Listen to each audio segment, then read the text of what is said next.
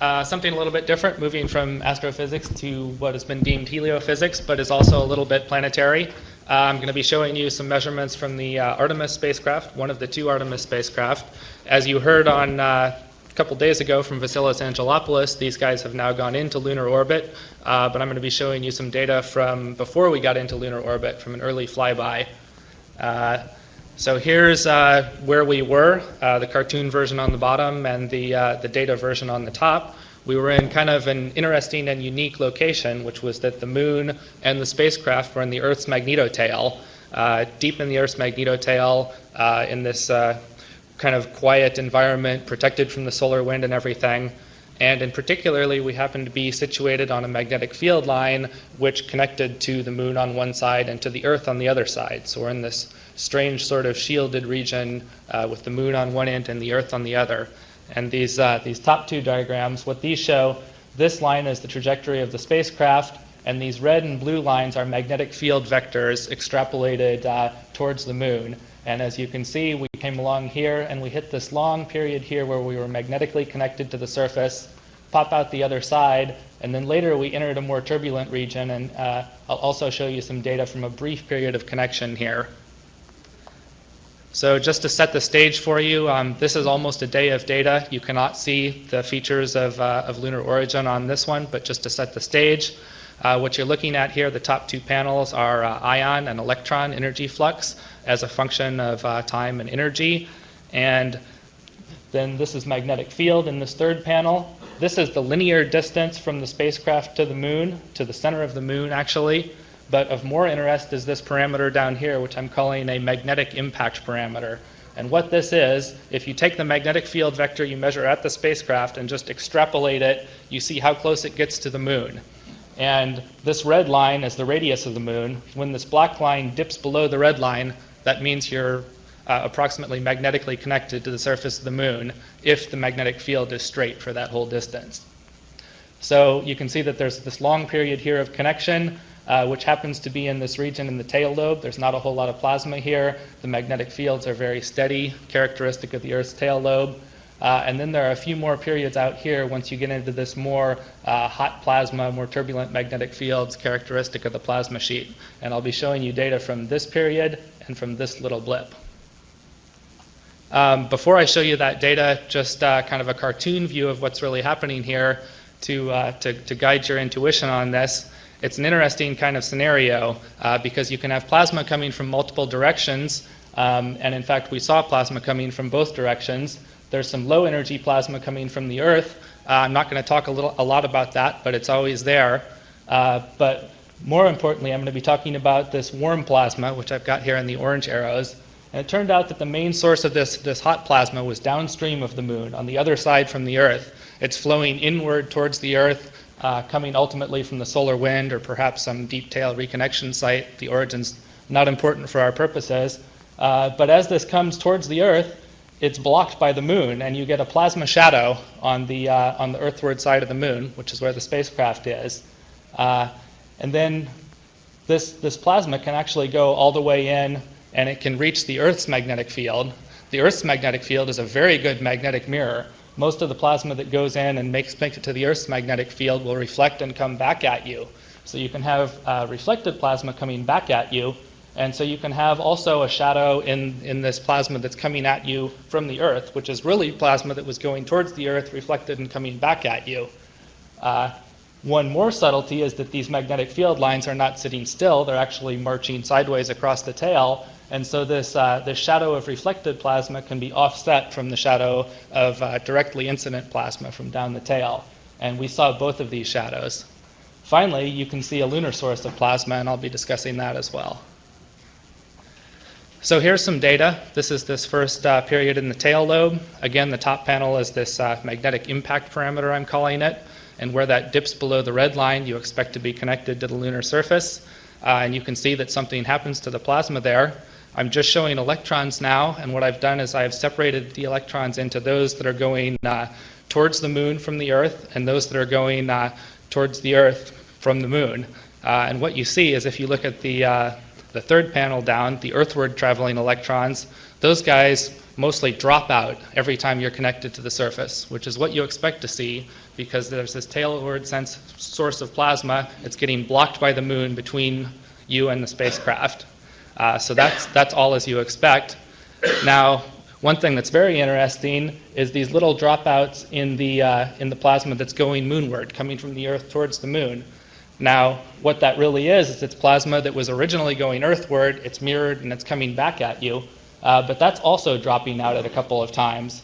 And what's happening here, this is when you're on a magnetic field line that's been connected to the moon for long enough that the plasma has emptied completely from that flux tube. And it empties as a function of energy, because the higher the energy, the faster the plasma, the quicker it can empty, and indeed you see it follow these kind of dispersion curves. And that allows you to derive a convection velocity for the magnetic field, incidentally, in a very sensitive way. And those of you who are around for the Apollo era or who have read the relevant papers will know that this effect was the reason we had plasma sensors on the Apollo subsatellites. They were not actually there for lunar phenomena at all, but they were to use this sensitive technique to look at plasma convection in the magnetotail. Okay, moving on to the earthward going stuff. You can see I've got some extra lines on here. I'm cheating and guiding your eye. But what you see is actually this dropout in the high energy plasma, but an enhancement in lower energy plasma right above the spacecraft potential. And it's extremely important that we have measurements of the spacecraft potential because otherwise you'd never be able to tease this out.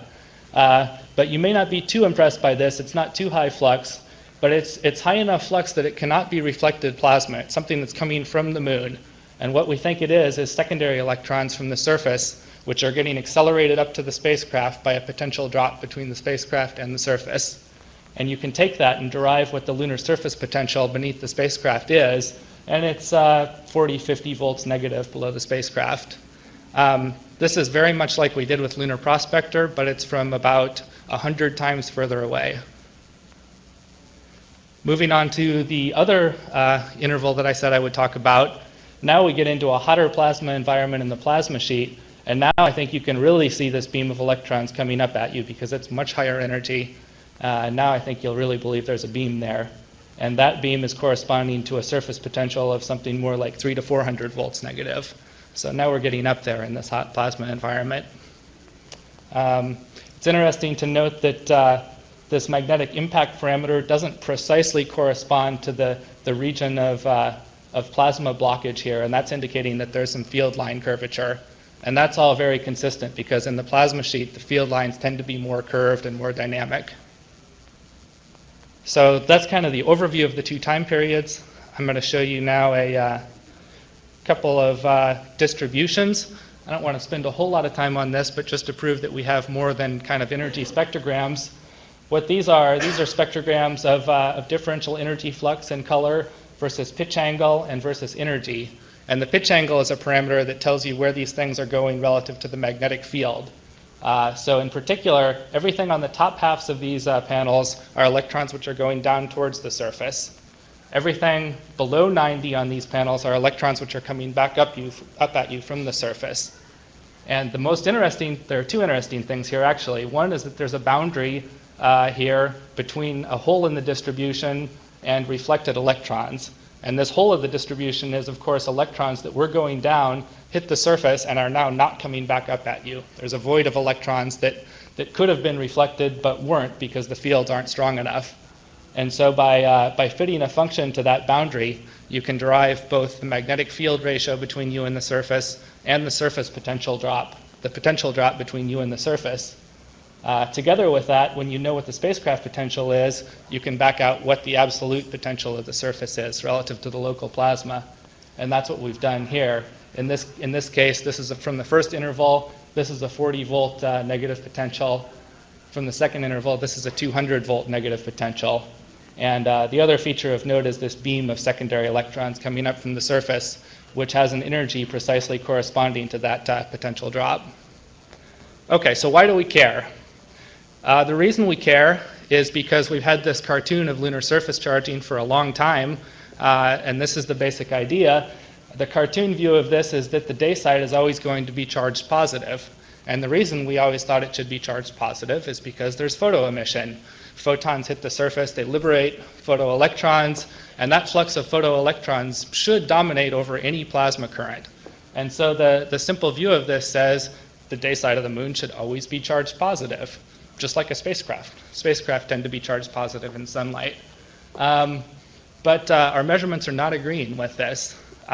Luckily, there's also some theory and simulation that's been happening. Actually, there were a couple theory papers as far back as the 60s and 70s, but more recently there's been a lot of simulation showing that when you have something like the moon, which has a scale size very large compared to plasma scales, it behaves a little bit different than a spacecraft. And in fact, you don't necessarily have to have a simple sheath above the surface and positive surface charging. So this is some simulations from Andrew Poppy, who's sitting back there. I encourage you to ask him questions about this because he's the expert. But what he did was he simulated a plasma sheet environment, very much like what we were flying through with the Artemis spacecraft. And he found not a positively charged surface potential, but a negatively charged surface potential. And now if you were on the surface, you would never know this, because if you're on the surface, you just see this part of it, and this looks just like a typical photoelectron sheath. It looks like you're positive with respect to the surface. So this doesn't disagree with any surface experiments that have measured the lunar surface potential before. It's completely consistent with that.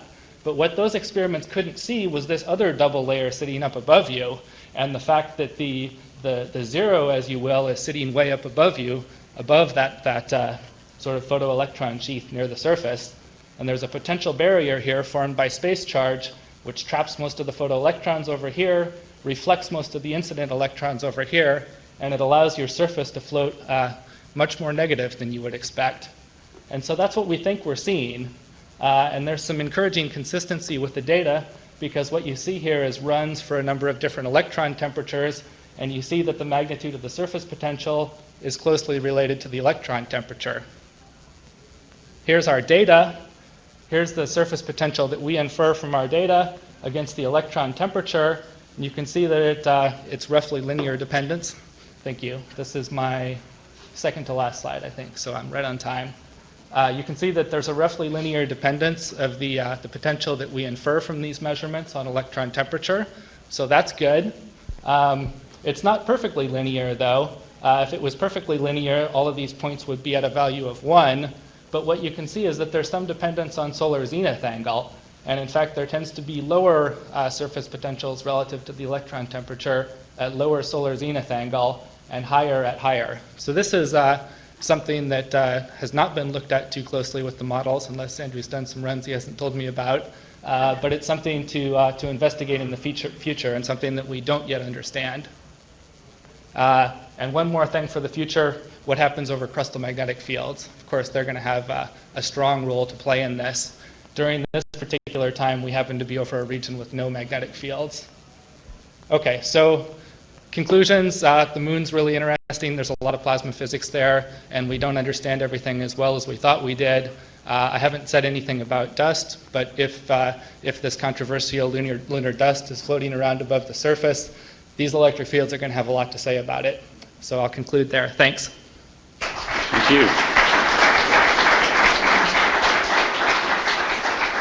You sort of preempted my question. What about the dust? Now, how is that going to affect the models? Very interesting and I think very important new data. How's this going to affect models of dust lofting? Well, Bill Farrell alluded to this the other day. What it does is it gives you a region of oppositely directed electric field from what you thought you had. So I think it could play a very, very important role if there is dust. I'm still a confirmed dust agnostic, but if there is dust floating around up there, I think this absolutely has to be factored in. Dust agnostic. Are there other questions for Jasper? Okay. Seeing none, thanks again.